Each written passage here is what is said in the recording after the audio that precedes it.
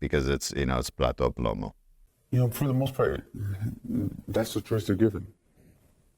Yeah, there might be some officers that just rather not risk it and to take the money, and there's some officers that maybe don't, but it's just so, it's like, if you don't take, if there's, you know, 50 officers on the force and 49 of them are taking, I mean, you're basically, you know, X'd out, and when you're X'd out, that means that, you know, it's not a nice way to be X'd out. So I'm not saying it's not by choice, but it's just what's happened when it comes to corruption, and when Mexican drug cartels become that powerful, where they start dictating, you know, what law enforcement officers can do.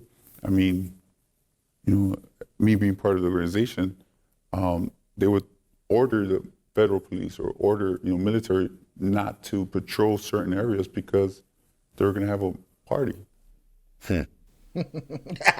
What? Okay, so then what? All right? They shut down the block for a party, Mr. Crenshaw. That's mind-blowing to you? Huh?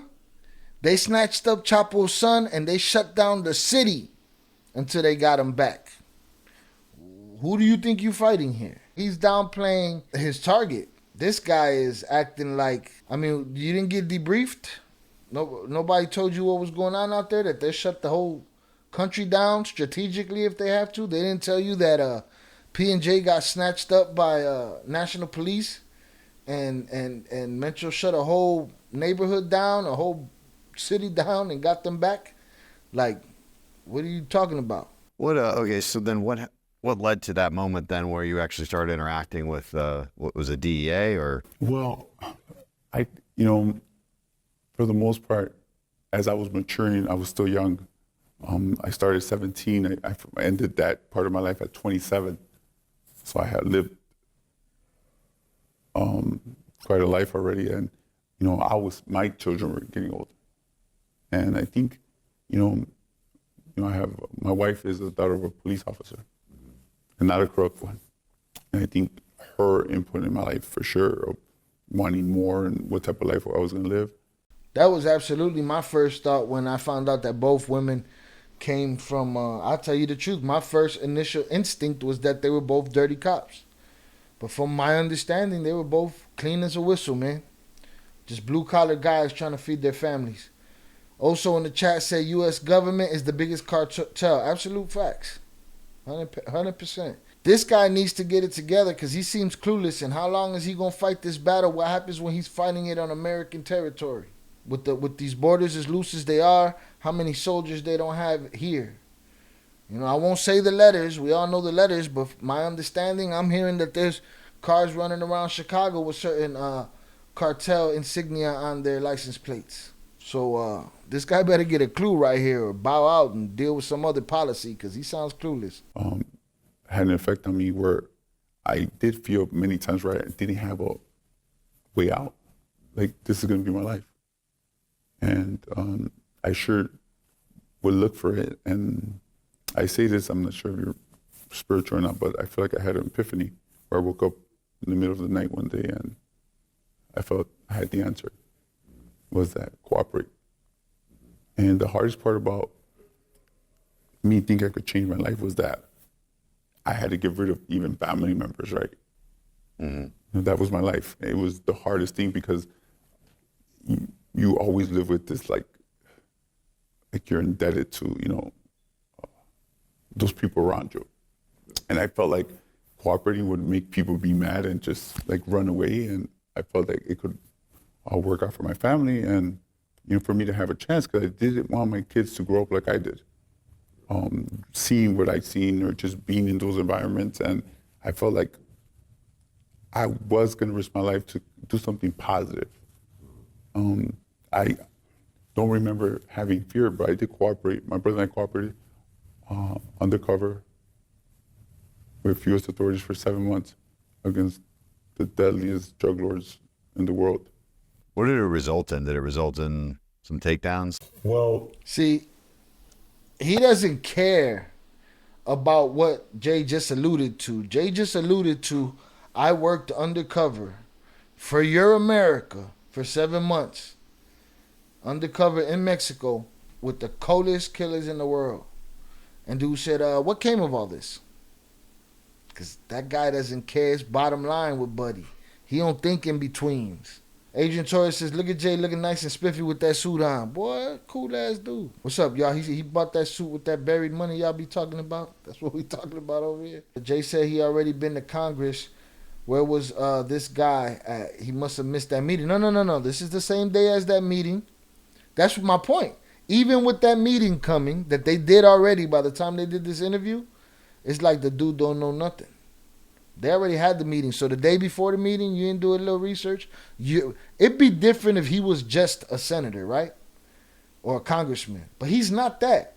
He's the guy. He's the cartel czar. The guy that wants to get the cartel. He's the guy. Top cop when it comes to cartels, supposedly. And he seems clueless. He's like, oh, yeah, it was rough. Tough killers. Cool. What do we get out of your 7 months of hardship? I think it resulted in the biggest drug trafficking conspiracy in U.S. history that's still going on to this day. Dude, let's see if dude downplays him again. Our beginning of our cooperation led to the indictment of the biggest drug lords at that time, including Chapo Guzman. We were actually the first legal, admissible recording with Chapo Guzman actually negotiating a drug load in the United States. Yeah. Which opened the doors for authorities to actually pursue, the cartel as a whole. So, as part of my cooperation in different cities, I still see some of the fruits to our cooperation that started 15 years ago. Yeah. Still to this day, there's some, individuals that actually became bosses of new organizations that are still part of my ongoing case. So for the most part, as far as prosecutions, I think that, my brother and I did well, but when me and my brother set out to do this and we agreed to do this and agreed to risk our life, it was more about really wanting to bring big changes. And us being on the other side of the structure, we didn't understand law enforcement or how it worked or how investigations actually worked. To us, it was like, Yeah. we're going to give you 3 of the biggest drug lords in the world then. Right. And this is going to have a significant impact. Well, how does that even work? There's like a hotline you call, or you gotta just know? This guy is a trip. Do you pick up a big red bat phone? Answer the red phone and say, I'm ready to cooperate. It's wilding. Crenshaw needs to know that. How to get to the right people? You know what? That was probably the most difficult part of cooperating, that we had to reach out to people and we were putting our life on the line and putting it in the hands of, an attorney or someone who would pick up the phone, because me being part of that organization knew that the government officials were turning over all the information. Yeah. They have lists of every government official, every U.S. government official, where they live, what cars they drive, and they get that intel on the regular. So that was probably the most, difficult moments, because we wanted to initiate it, but we just didn't know how. And lucky enough for us, our attorney, long-term attorney, we were able to trust in him, and he started the process. Okay. From inside Mexico. We were inside Mexico. He was in the U.S. Okay. And that's how it began. And that's how it began. Yeah. And do you regret it? So it didn't happen because you were in trouble or anything, or I read in your bios because there were some warring factions, but I don't know what that means. I think for the most. How you don't know what that? There was some warring factions. How is it that you, of all people, don't say it was BLO versus Chapo and I don't understand. I don't know if this guy's playing dumb. Did he get into politics and just pick, I'm going to be the guy that says the word cartel a lot and goes after the cartels? Or is this something he really wants to do? Because he sounds like a Chicago gang cop or something, a gambling investigator or some shit. Like, I don't understand. This guy does not sound like the guy. Is he chewing his nails? He doesn't sound like the guy that's going after the cartel. Well, I think that it's hard for like someone to look into my life, especially when they haven't lived it, to say, well, this is your reason. And, you know, I heard the story before about there was 2 war infractions. There was. To us, it was just another day in the drug trade. There's 2 war infractions. We were threatened, as well as we were probably threatened each and every day we were in the business. So nothing new. There wasn't like a moment that I stopped think that it. it kind of, what me and my brother say is that I think we were more scared of what we were going to become, because what we envisioned coming. I think that we didn't want to cross a line. My brother and I were not violent. We were always on the business side. But All right, so that's something that we've heard the whole time. They've always been on the business side. Now let's make a movie real quick. What happens if the twins decide, you know what, bro? We're gonna arm up. Yeah, cojones. We're gonna end this war between y'all. That's a movie right there. It's a fiction, but there's a movie right there, all right? They had no bodies, no drama, no violence, and then at one point they just decide to go crazy, and it's overkill, all right? Super overkill. And they take everything they've learned and they've seen in the game, and they use it just to torture and destroy everybody. I don't know, I might have got just demonetized 6 different ways in just a couple of words I just said. And none of them were the word fuck. How ironic. my brother and I were not violent. We were always on the business side. But now we were getting forced to kind of put ourselves in a situation where they, wanted information of certain individuals, and we didn't want to be a part of that. So it was a kind of like either now or never to do good. And I think that it just helped us. But the fact that they were warring, I don't.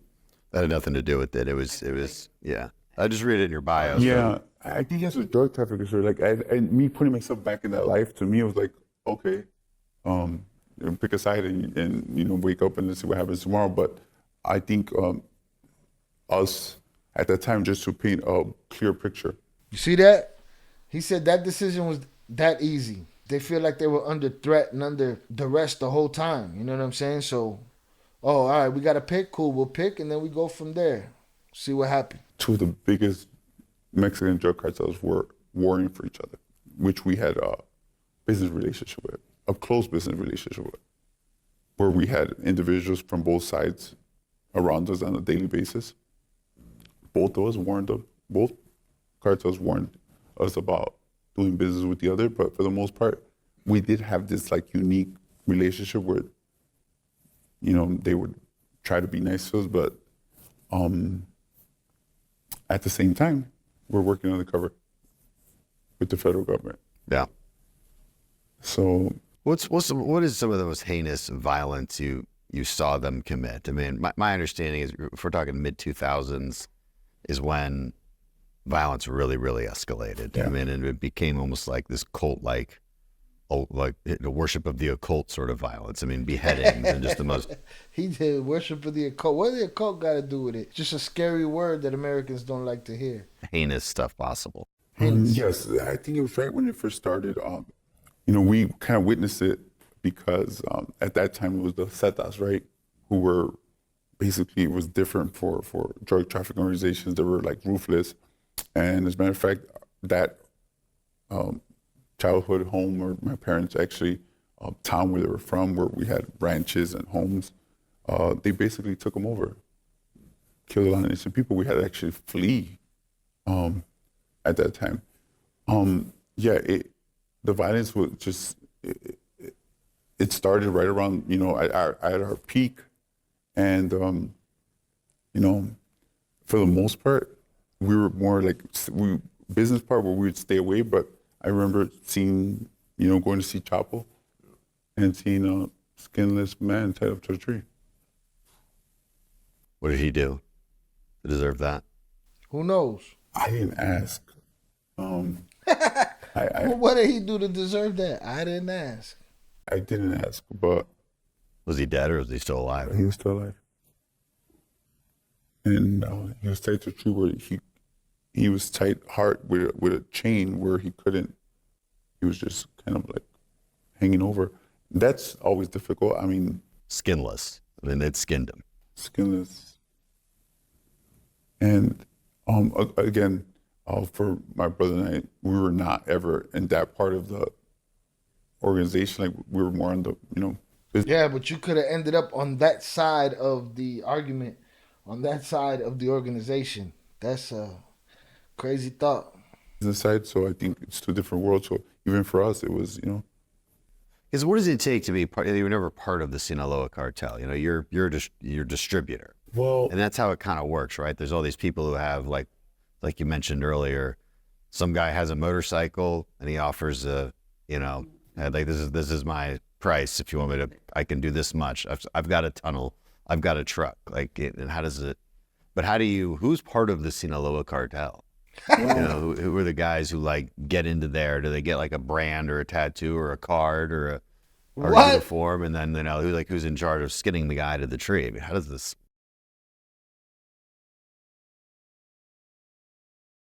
This guy looks like a parody, like something that they create on Saturday Night Live or something. The way he sounds to us, though, when I talk about it, I probably sound that way to Jay and P, two guys that were there, that were on the ground floor, that really seen it. You know what I mean?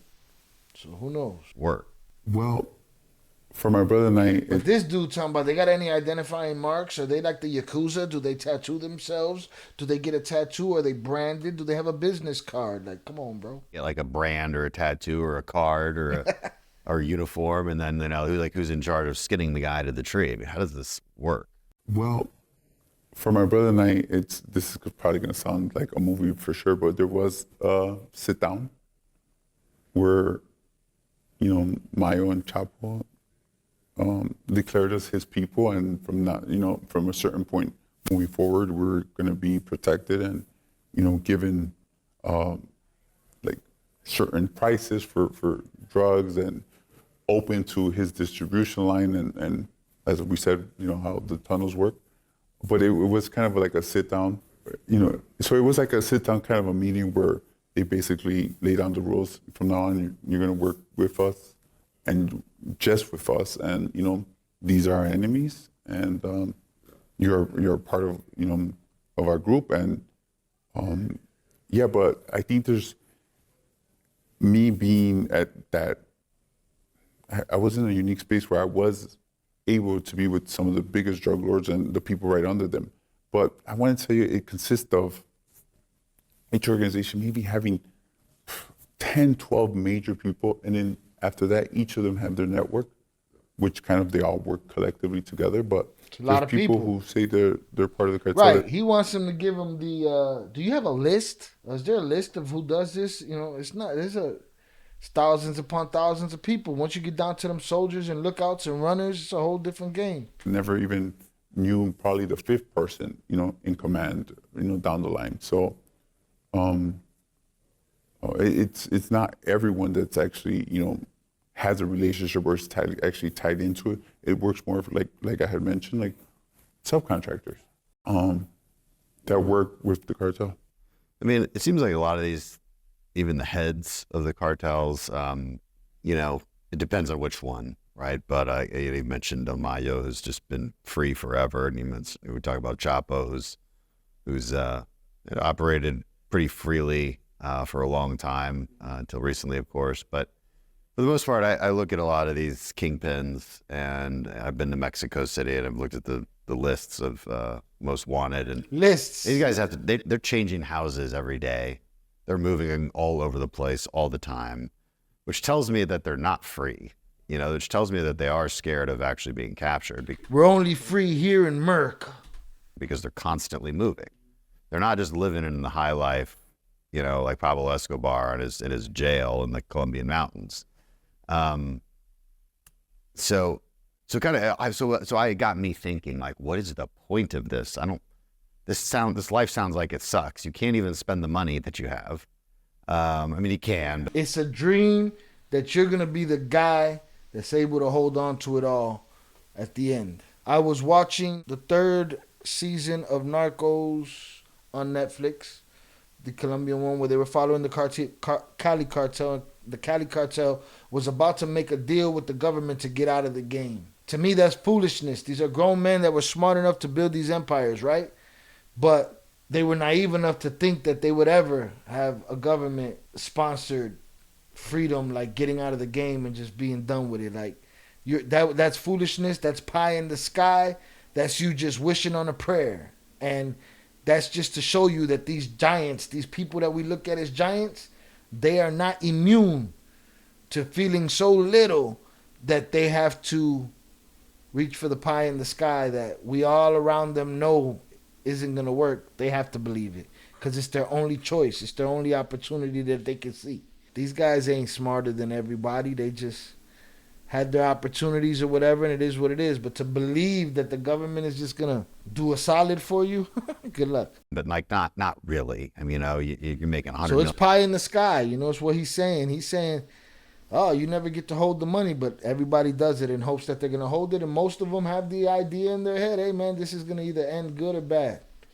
Most times it's bad. Point of this, this life sounds like it sucks. You can't even spend the money that you have. I mean, you can, but like not really. I mean, you're making $100 million a year, but you're not really spending that. Like you could turn that, if you invested that, you could turn it into a billion. Like so they're not doing that because they can't. And it always got me thinking like, who's in charge? And some DEA agents told me, because they're not in charge. The corrupt politicians are in charge. They're the ones who, so I mean, what do you think about that comment? Well, as far as your observation, I give you credit because you're probably one of the few people that have ever took notice, and that's exactly what I came to realize when I decided to change my life. Then what? You have the money, and then what? You're on the run. It's not a pretty life to live. For the most part for them, it's like, I think even for me, you start off looking for the economics, right? The money, and then wealth and power. And what I've seen from these drug lords is a lot of it was power that they were influenced by. And they learned to live every day for freedom. So I could tell you like a unique story where I was once with Arturo Beltran Leyva, who was head of the Beltran Leyva organization in Mexico City. And we were in a caravan of 14 armored vehicles with police escorts. And we drove by Los Pinos with him in the driver's seat. And that was a scary moment for me. Scary, not just in just to think about like what could happen, but also scary to consider that here's one of the biggest drug lords in the world driving by Los Pinos in Mexico City in a caravan of cars with police escort. With police escort. Yeah. That's just like goes to show that with police escort. Yeah. That's just like goes to show that. But on the other hand, I don't think he would sleep in the same house. Because it depends on who's going after him. Right? And that's the interesting thing about Mexico. Like you could have an entire police force, on your payroll. But that's different than the federal police force, which no longer exists. But that's very different from the military. So the military might be going after you. And it's imprisoning your mind, no matter what. Even if he did have a politician, he knows the way. I mean, more than anyone, I think everyone in that business knows that one day you're okay and one day you're not. You're still going to be imprisoned by not ever trusting anything and trusting anyone. And just speaking of him, we see what happened to him. He died a violent death, and he probably had more corrupt officials than any other drug lord. Right. It always catches up, and yet there's a never-ending supply of people willing. Yeah, I think it goes back. I always have this analogy where like everyone wants to be Tony Montana. And I always say Tony Montana died at the end. That's a good point. Death. It's like worth bringing up. Died at the end. Died at the end. But everyone still wants to life, and that that had never been me or my brother. I just didn't see it. I just, but not in Mexico and other parts of the world. I think that it doesn't matter. I think it's either. Some people, if you're looking for a rush, man, you join the military. I got plenty of danger. Yeah, for the most part, I think they're looking for. Go to Chicago, mother. First, they're looking for the economic side of it, but what I've seen, for the most part, most people who actually join that drug trafficking world, even cartels, they're looking for the power, the legacy, and that's what happens actually in Mexico. It's intoxicating. Where, in the U.S., there's a whole culture around the cartels in Mexico. I mean, there's rap songs, and I mean, it's a whole culture integrated. What do you know about it though? Into just kind of like there is here too with like gangs and stuff. I would say this: in the States, a drug trafficker buys a chain, a car. In Mexico, a drug trafficker buys an army. And what happens is that they get so, the life of them having bodyguards, armed bodyguards, and the power, and most of the times, even, you know, you probably don't hear these stories, but the cartel bosses themselves probably kill more of their own people because they could see that the power gets to someone who has a little bit of wealth, a little bit of a say-so. Next thing you know, they think that they're the boss. Yep. And bosses don't like that. No. And, you know, you got to give it to Jay, boy. He telling the shit out the story. He breaking it down for Nick Fury over here. Mayo's considered to be what they call it, mata amigos. You know, Mayo's considered to be what all right, y'all. Mayo's considered to be known as mata amigos, right? Kills his friends, right? But we look at him as this soldier old man that survived it all, and he's still in the game, and we prop him up, right? But he kills his friends. So remember, for every positive, there's some dirty darkness behind it.